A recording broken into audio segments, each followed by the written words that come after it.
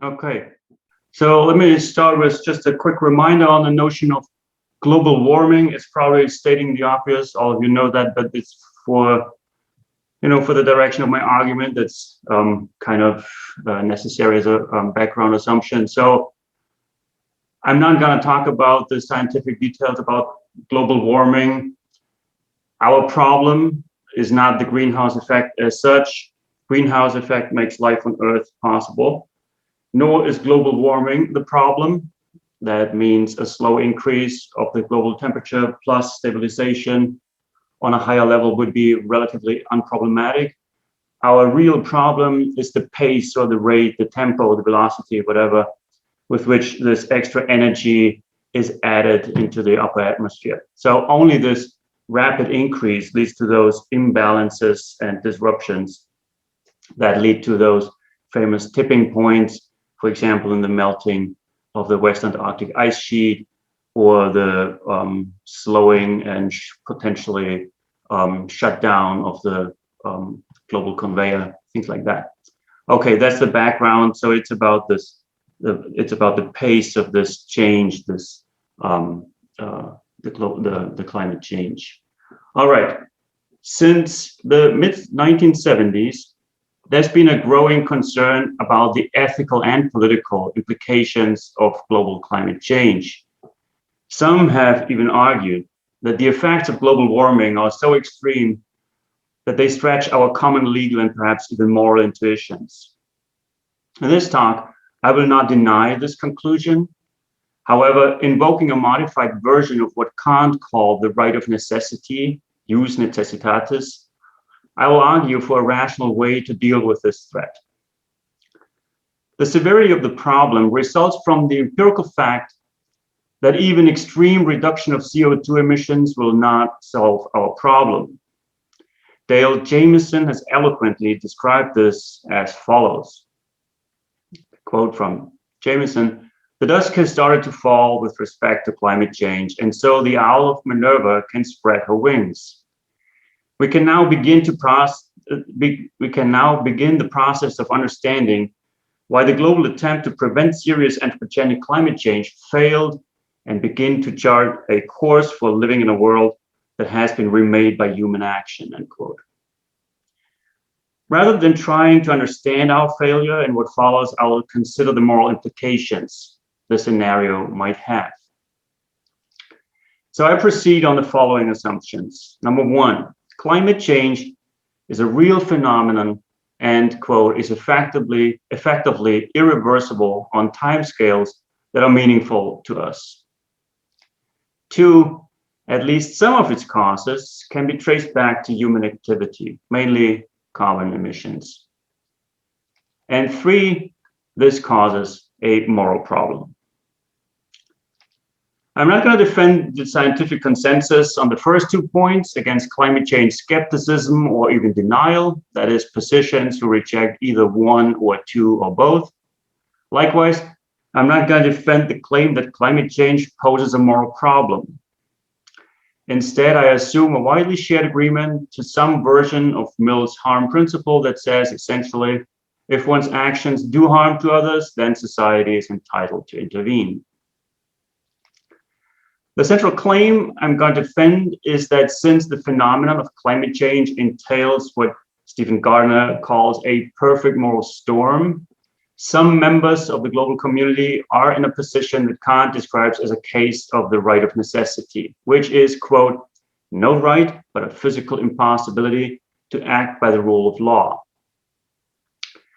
If this is correct, and the effects of climate change force someone to harm innocent others, that is, again, act against the rule of law, then we might have a situation that resembles in relevant aspects the state of nature. That is a legal vacuum, or at least a temporal suspension of law. In what follows, I will first describe the global phenomena of climate change in terms of its moral implications for current and future inhabitants of the Earth. I'll focus on the intergenerational conflict, where one generation faces the tragic choice between dying from the effects of climate change and sacrificing millions of lives of a successive generation by shielding themselves from those deadly effects. Second, I will argue that this represents a case for a modified version of Kant's supposed right of necessity. Third, I will sketch a glimmer of hope for preventing the fatal effects of this plank of Carneades scenario by reviewing the spatial and temporal partition of the conflict. On this view, one way to forestall one part of the current generation's right of necessity, that is, coercion without a right, is for other parts of the current generation to bear the costs of climate change disproportionately. In other words, in order to effectively compensate for what Kant called, quote, the ambiguity that arises from confusing the objective with the subjective basis of exercising the right before reason and before court, we need to anticipate the tragic joys implied by the right of necessity. This conclusion may seem innocuous, or at least familiar to politically informed minds, but increasing numbers of climate refugees, mainly due to sea level rise, might weaken their confidence rather sooner than later. Section 1, climate change as an intergenerational conflict. Stephen Gardner has argued that the phenomenon of global climate change represents a perfect moral storm. He calls it a perfect storm because it is, quote, an event constituted by an unusual convergence of independently harmful factors, where this convergence is likely to result in substantial and possibly catastrophic negative outcomes. Gardner's main point is that the convergence of three particular factors pose a substantial potential obstacles to our ability to make the hard choices necessary to address it. Hence the notion of a perfect moral storm. Gardner distinguishes three factors, which he calls the global storm, the intergenerational storm, and the theoretical storm. Regarding the first, that is the spatial factor, we see that greenhouse gases move from any location on Earth to the upper atmosphere and affect the climate globally. Moreover, anthropogenic CO2 emissions are, quote, not caused by a single agent, but by a vast number of individuals and institutions not unified by a comprehensive structure of agency, and the uneven dispersion of cause and effect results in skewed vulnerabilities of certain areas. The second factor of this perfect moral storm is temporal, or more specifically, intergenerational, according to Gardner. I'll come back to this in a second. And third, Gardner specifies what he calls the theoretical factor. Quote, even our best theories face basic and often severe difficulties addressing basic issues such as scientific uncertainty, intergenerational equity, contingent persons, non-human animals, and nature. But climate change involves all of these matters and more. Most relevant for my own argument is the second, or intergenerational factor, that relates to the temporal dispersion of causes and effects. Human-induced climate change is a severely delayed phenomenon. Gardner mentions three reasons for this fact. First, since it is practically impossible to eliminate CO2 in large quantities from the upper atmosphere, climate change is a resilient phenomenon that would require advanced planning.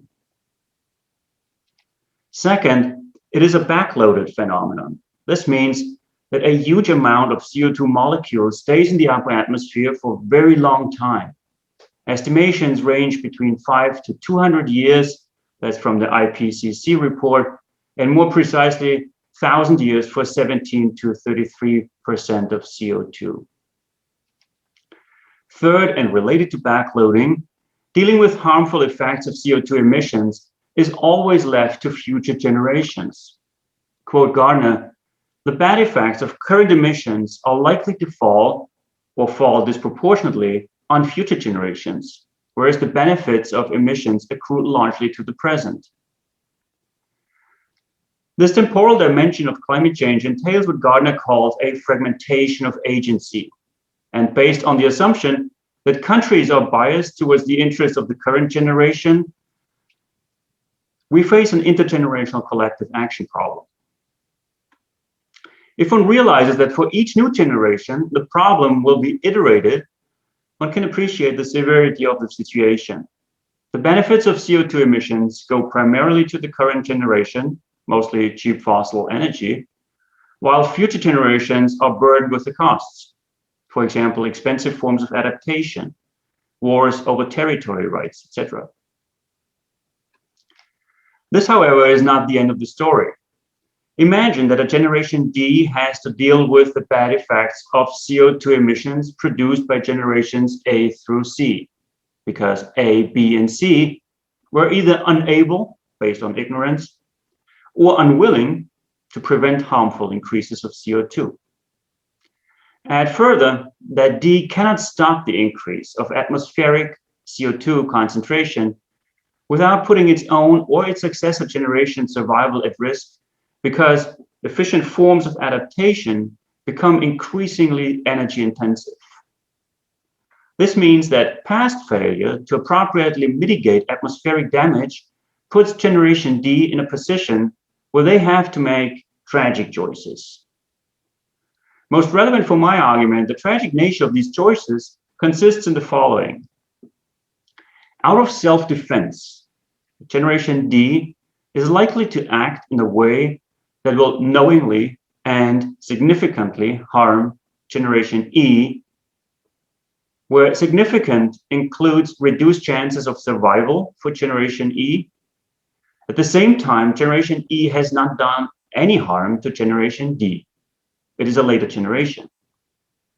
Hence, as Gardner and others have pointed out, one cannot appeal to a wider context of mutually beneficial interaction, nor to the usual notions of reciprocity. In response to being harmed by generations A through C, generation D is likely to harm innocent others. Instead of focusing on the moral corruption entailed by the seemingly unmanageable and hence cynically welcome complexity of the problem, as Gardner does, I will now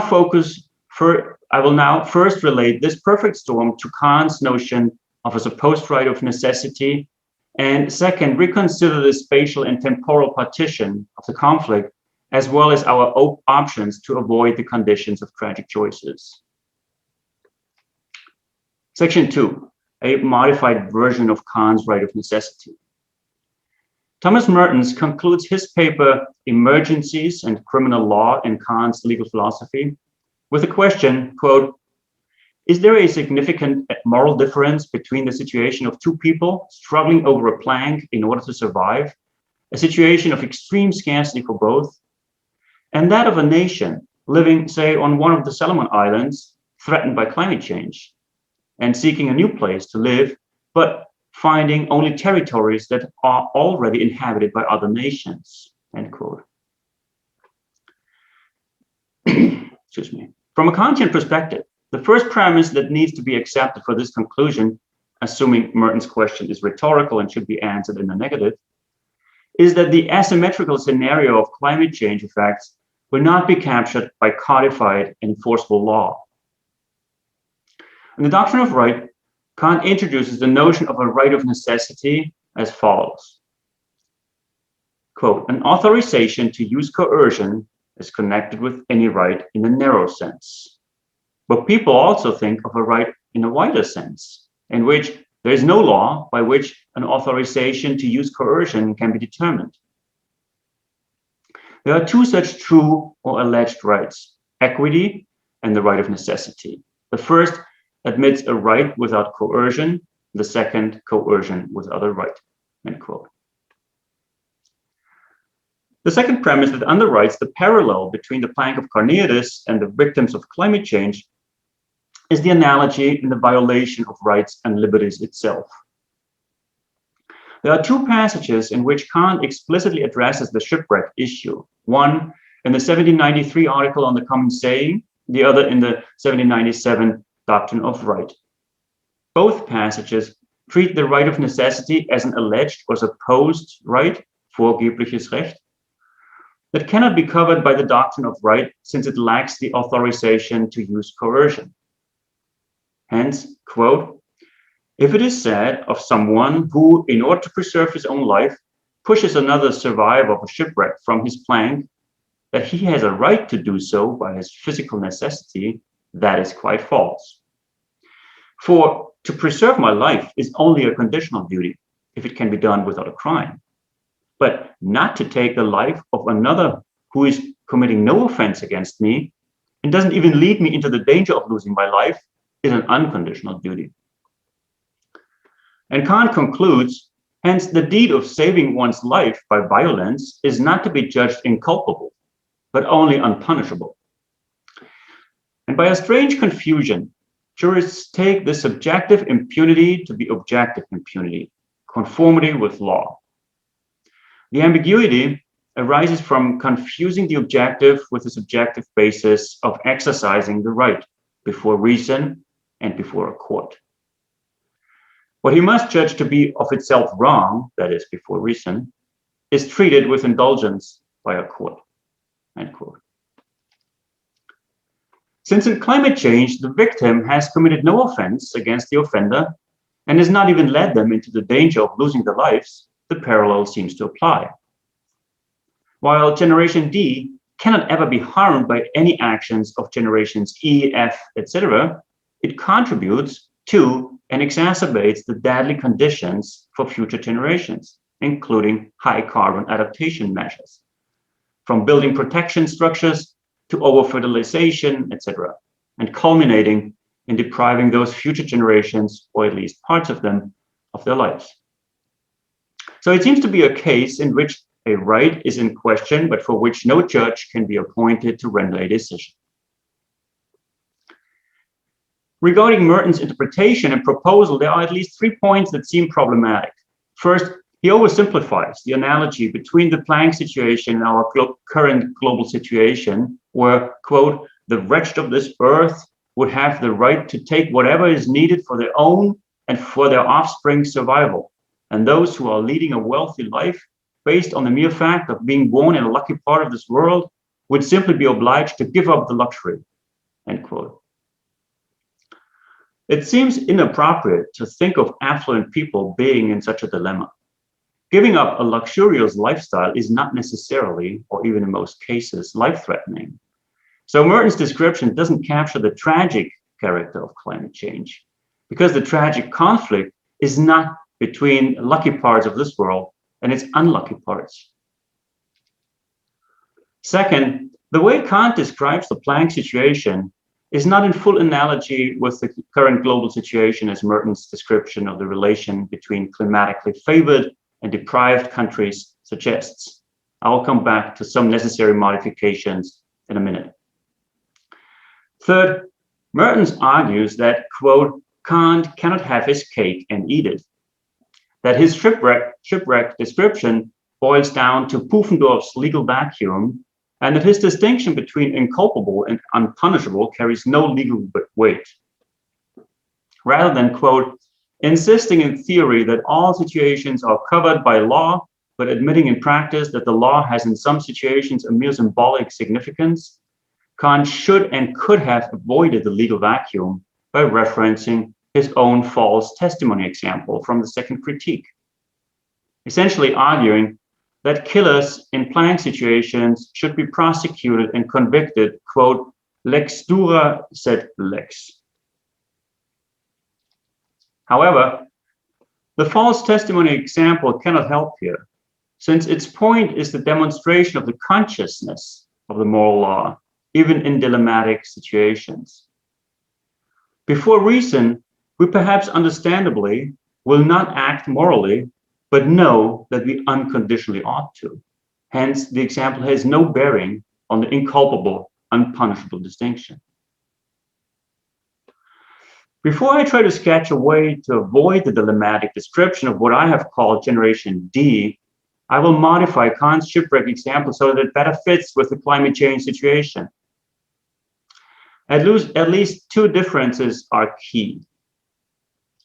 First, whereas Kant considered the relationship between individuals, our situation concerns the relationship between parts of, if not the entire, global community.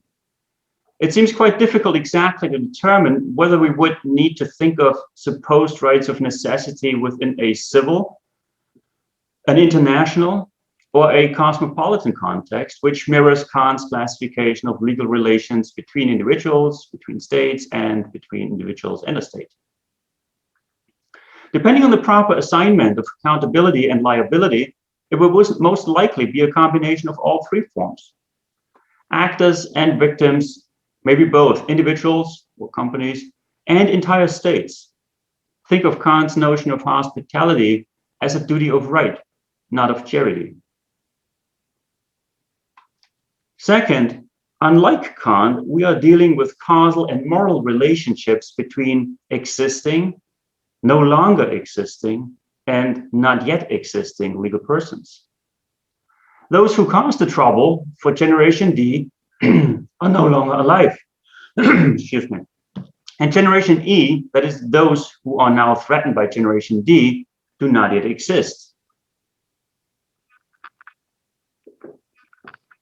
This seems to pose a problem to the parallel with Kant's shipwreck example, since the relevant relationship is not reciprocal. However, this point can be alleviated since the key feature that qualifies the phenomenon of climate change as a case of the supposed right of necessity is that no harm has been done to the offender by the rightful claimant, which perfectly applies to the intergenerational problem of climate change. On the basis of these two differences between Kant's shipwreck example and climate change, my third assumption above can be clarified further. Let's assume that the fact that Generation E does not yet exist does not pose a theoretical problem, because it does not matter much which generation will be hurt the most, provided that all humans are normatively equal, regardless of membership to any generation. We can assume that the quality of life for Generation E is no less important than that of generations A through D. Of course, one could argue that future generations are not on an equal moral footing with the existing generation. For this line of thought, one would have to show that a bias towards the interests of the current generation at the expense of the interests of any other generation is legitimate. However, bias towards the present essentially implies that climate change does not pose a moral problem in the first place. For no generation is accountable for the contemporary state of global climate. Remember, climate change is essentially delayed phenomenon. So the reason to be confident that the not yet existence of Generation E does not pose a theoretical problem in the context of climate change boils down to an appeal to consistency of the whole argument. Either no existing generation is morally entitled to blame anyone for harming them, even if their predecessors,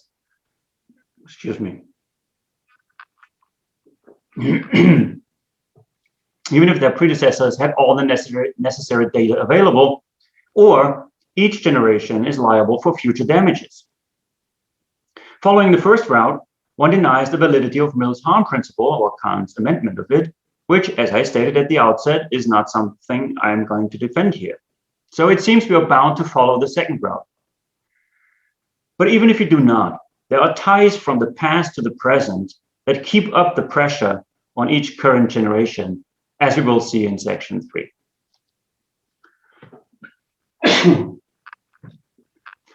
A little trickier than this specification of the harm principle is the following necessary modification of Kant's approach to the right of necessity with respect to global climate change. There are areas of the world that are currently inhabited by Generation D, while other areas are inhabited by people whose lifestyle is almost identical to that of generations A through C. Remember Gardner's second or spatial storm, according to which the effects of climate change are not equally felt across the globe. For example, some coastal areas, but also recently desertificated areas, are more vulnerable than other inland areas.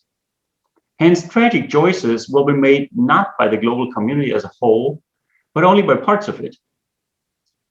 So the parts whose survival is threatened by climate change and who have no choice but to disproportionately emit CO2 and thus to knowingly exacerbate the problem for Generation E are inhabited by generation D. The rest of the world is inhabited by people that are most accurately classified as generations A star through C star. Because one, their lifestyle resembles in relevant ways that of generations A through C, and two, their survival is not threatened by climate change. That is, they either have gone through or are going through a very CO2 intensive process of industrialization without being critically endangered by its adverse effects. This differentiation between A through C and A star through C star seems more realistically to capture the actual situation than a separate treatment of the spatial and the temporal dimensions. At the same time, this differentiation requires some more theoretical effort in order to precisely determine the distribution of benefits and burdens of carbon dioxide emissions.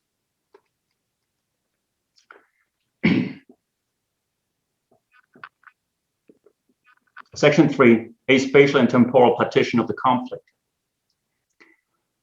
In this section, I will look at how the spatial temporal dispersion of causes and effects of climate change plays out with respect to Kant's supposed right of necessity.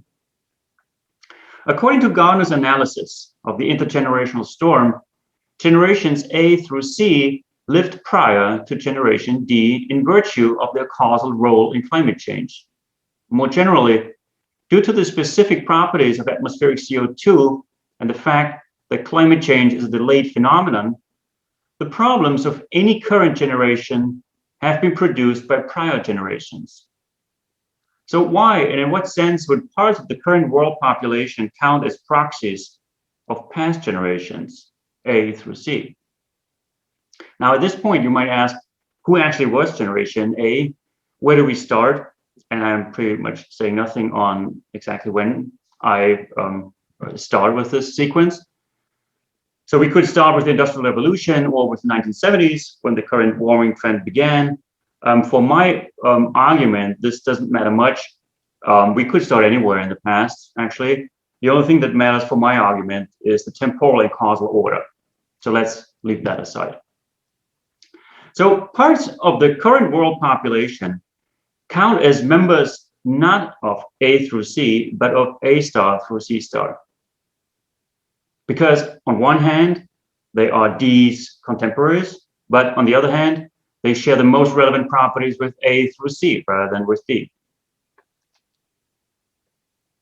First, we have to theoretically separate A star through C star from the concurrent generation D because they are not at risk. They do not have to make tragic choices.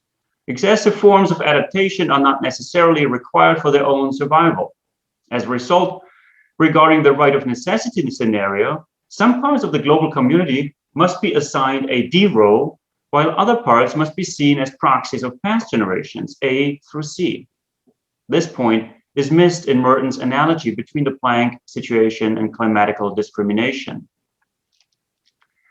Second, and most importantly, even though climate change is a delayed phenomenon, A star through C star are in relevant ways causally connected to the current state of climate change. The benefits of their wealth, hence the benefits of their own CO2 emissions, stand in direct proportion to emissions of their national predecessors, that is, members of A through C. This means that A star through C star reap the profits of their own history of industrialization that made their national economies prosperous and dominating. Third, even if you leave aside the history of colonialism, A star through C star directly contribute to the misery of generation D. Through the violation of what Thomas Pollok, borrowing from Kant, calls negative duties, A star through C star are co-responsible for the tragic nature of generation D's choices. Due to the continued lifestyle of A star through C star, generation D cannot have the same CO2-based development as A through C, because the latter and their contemporary proxies have already used up too much of the Earth's ability to absorb CO2. More concretely, the substitution of currently living populations A star through C star for historical generations A through C is justified because CO2 concentration has increased by a third over the last 250 years, but 50% of that occurred since 1970, when the problem was already known.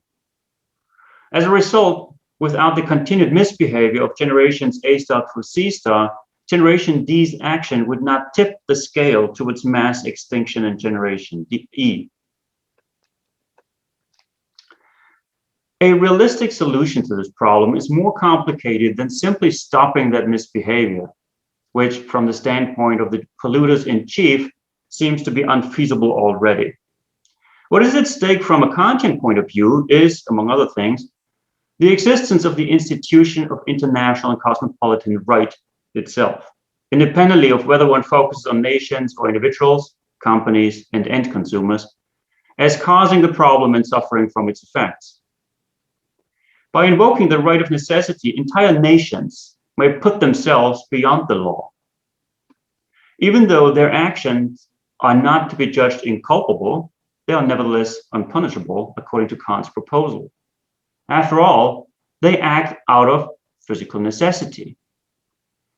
One of the politically most controversial conclusions of this line of thought is that Kant's notion of a supposed right of necessity gives us reason to think of certain drastic measures against the harmful effects of climate change, such as exceedingly carbon-intensive means of adaptation, but also mass migration, as unpunishable. Probably the only way to avert this legal vacuum, which closely resembles the early modern idea of a state of nature, is for generations A star through C star, that is, the affluent sections of the current world population, to assume fault-based liability, or as the German Civil Code, the Deutsches Bürgerliches Gesetzbuch, calls it, Verschuldenshaftung, which comes either with intention, that is Vorsatz, or through negligence, Fahrlässigkeit. At the same time, Generation D will be completely absolved from any obligation regarding CO2 emissions, regardless of whether one thinks of equal per capita rights to emit or equal pain to reduce emissions. Generations A star through C star are not just the only ones who have the capacities to bear the costs of reducing CO2 emissions. On causal, prudential, and moral grounds, they're also the only ones who may avert the dilemma between either Generation D or future generations going extinct.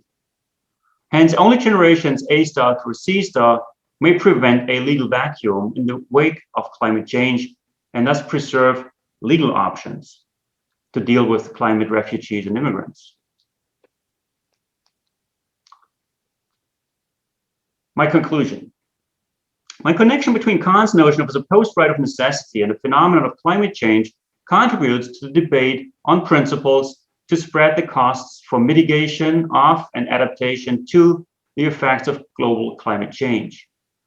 By first interpreting the intergenerational conflict as a case provided for by Kant's supposed right of necessity, and second, projecting this conflict into a time slice based on the spatially differential effects of climate change, we see a new aspect of the moral pressure on currently affluent societies.